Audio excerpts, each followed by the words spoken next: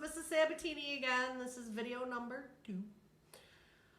Today I'm going to read a book, like I said in the last video, and I want to do a couple of things. I had to look up the copyright laws before I went ahead and read aloud books. So from what I read, it's okay because I'm using it for educational purposes. Before I read the book, I want to give you a focus for reading. So the most important thing is to just enjoy the story, but because I want to teach you guys something too in the meantime, and I've been doing a book a day, picture book a day in my classroom, and we always have a focus for reading, I want to continue that. So I didn't have a whiteboard. I'm going to get one here, so I had to improvise. So if you don't know what that word means, improvise, you can go ahead and leave a comment and I'll tell you what that means, or somebody else out there can let another person know what that means in the comments. So anyways, we're going to have two things today. And I know this is backwards. I'm going to try to switch this. I have to ask my daughter how. So just bear with me for now. This is what, I'm new to this, so. But anyways, we're going to have two points, two focus, two goals, whatever you want to call it for reading. So the first one is that I want you to just pick out maybe a couple of vocabulary words that we come across that you might not know, and I'll point those out. Excuse me. And then the second thing is character traits. So I'll remind you what those are. So being kind, calm, adventurous, brave, any of those things that would describe a character. So we're not talking about physical characteristics, we're talking about how they act in the story. So I just want you to maybe pick out one character and maybe think of one character trait for that character. You can leave it in the comments and we can discuss that as well. So today's story I thought would be perfect is, and I don't have a lot of books here at my house, so I'm going to get more books. So I'm just trying to pick, so my books this time are a little bit younger. But I still think my 4th graders will like this book, as well as 6th graders. So hopefully you like it. So today's book is Hopper Hunts for Spring. And again, the words are backwards. I apologize for that. Hopefully I'll figure it out. And when I get nervous, I say a lot, so I'm going to try not to do that.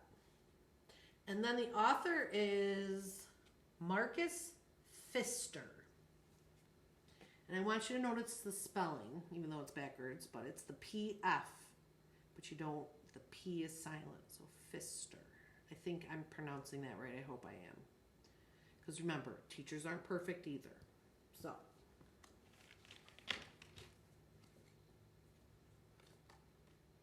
Hope you enjoy the story. What I really enjoy about this story is the watercolors in here. So I should probably tell you who the illustrator is too.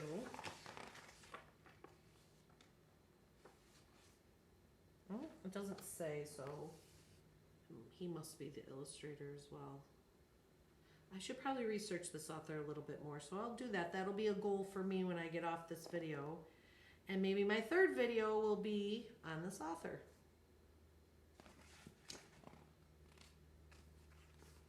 "Wake up, Hopper," said his mama. "The snow is beginning to melt. Spring is coming at last." "Oh, great," said Hopper excitedly. "Someone new to play with.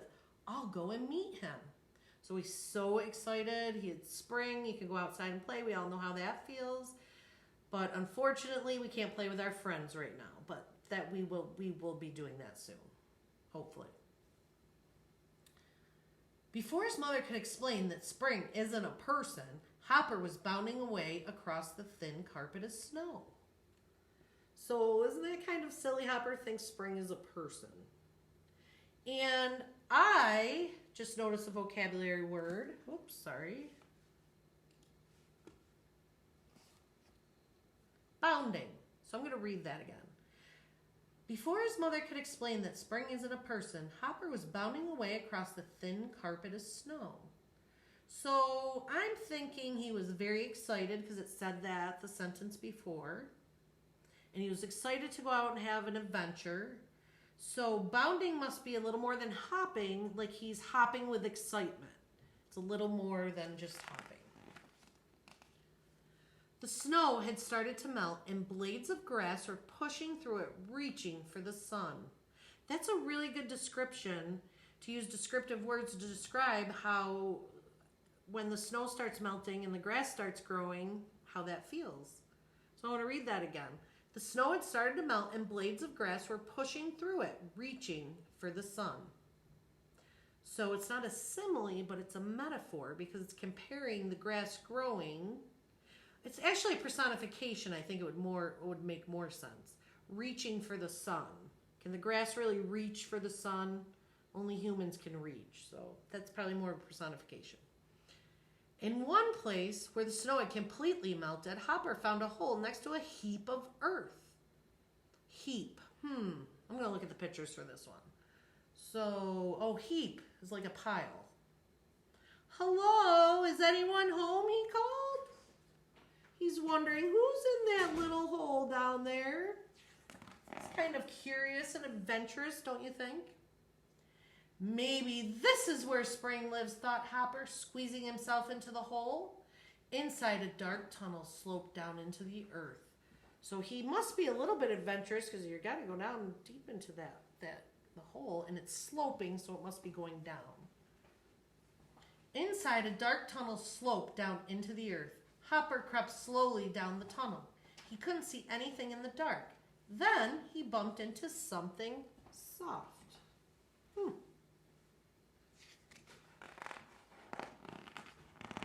Hello, said Hopper. You must be Spring. What are you doing in this tunnel? Spring? Me? said a voice. No, I'm a mole, and this is my tunnel. What are you doing here? So I think the mole's a little confused, and Hopper's a little confused. I'm looking for Spring.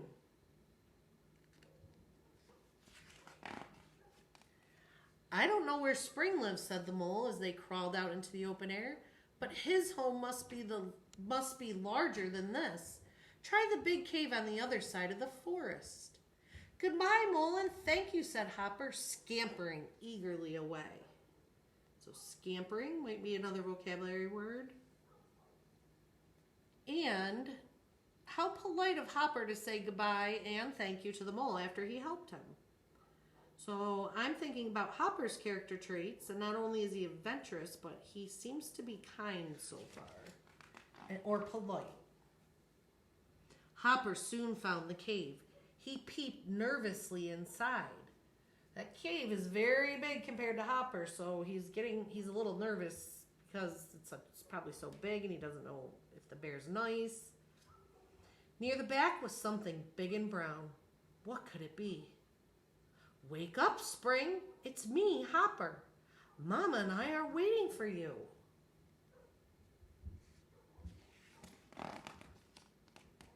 Why must I wake up? Growled a deep voice. Is winter over? Anyway, I'm not Spring, my little friend. So remember what you know about bears and how they hibernate in the winter. And he's just being woken up, this big bear, and he's probably a little confused right now. Why not? Well, because I'm a bear. Why are you sleeping in this cave? Asked Hopper. I always sleep here in winter. When the first snow falls, I crawl inside and don't wake up until spring comes. So the bear just taught Hopper what hibernation means. Hopper thought for a minute. Then he said, My mama says spring is coming today. Do you know where he lives? I want to go and meet him. The bear ambled up the mouth of the cave and sniffed the air. So here's another vocabulary word, ambled. And we have to think about how the bear's acting. He's just waking up from winter, so he's probably not moving very fast. If you slept all winter, like 3 months straight, you probably wouldn't move fast either. So do you think ambled means he's walking fast or slow up the cave, up the mouth of the cave? The bear ambled up to the mouth of the cave and sniffed the air. You're right, it does smell of spring. And I'm not mistaken, the smell is coming from up there in that tree. Perhaps that's where spring lives. So if you remember facts about bears, can they climb trees? They ran over to the tree. Wait here, said the bear. I'll take a look. The bear clambered nimbly into the branches. Clambered nimbly into the branches. Well, a tree is high and you don't want to fall, so I'm thinking he's doing that carefully. Then he put one paw into a hole in the trunk. Honey, he said, smacking his lips. The perfect breakfast. I'm hungry after that long sleep. Spring doesn't seem to live here, though. Why would the bear be so hungry after that long sleep? The bear climbed down again. Meanwhile, Hopper had started to feel hungry, too. They sat down together and licked the delicious honey from the bear's paw. I'm not going to look for spring anymore, sighed Hopper. I'm too tired. We'll just have to wait until he comes. So if we remember, Hopper is like a little kid. So he went out on an adventure. He's seen all these animals. He's probably gone a long time. So he's probably hungry and he's probably tired. That kind of makes sense, doesn't it? And the bear was very kind to share the honey with Hopper, too. They're starting to become friends, aren't they? Let me take you home, said the bear kindly. I need to stretch my legs. They are stiff from a whole winter's sleep. Come on, little one, climb onto my back and make yourself comfortable. So that is very kind of the bear to do that, to carry him. And we're a leadership school, and I'm thinking of a habit right now. So the habit I'm thinking of is win-win, because the bear needs to stretch his legs and get a little exercise after sleeping so long. And Hopper's tired, so they're both benefiting from the bear being so kind. So it's kind of win-win. Night was falling when they found Mama Hare. Oh, she must be worried. Her baby was gone all day. There you are, Hopper, she said. I was getting worried. See, I'm a mom, so I know how I would feel if my kids were gone all day and I didn't know where they were. I didn't find Spring, Mama. He wasn't in the hole in the ground or the bear's cave or the hollow tree. I don't know where he's hiding. But Hopper, you can't go out and meet Spring, his mama said softly. Spring isn't an animal. It's just the time of year when the air gets warmer and the snow melts and the flowers start to bloom. Oh, said Hopper, disappointed. He really wanted to meet a new friend. Don't be sad. You did find a new friend, said his mother. She's right. Moms are always good at looking at the glass half full, aren't they? Hopper crept close to Mama and waved goodbye to the bear. Come back soon, he called after him. We can play together all through the spring. This is another win-win. The end. Well, I hope you enjoyed my story, and if you would like to leave your 2 vocabulary words and maybe the character and some character traits about that character in the comments, you're more than welcome to. I would be glad to see them. So, have a nice day, and I'll see you soon. Bye.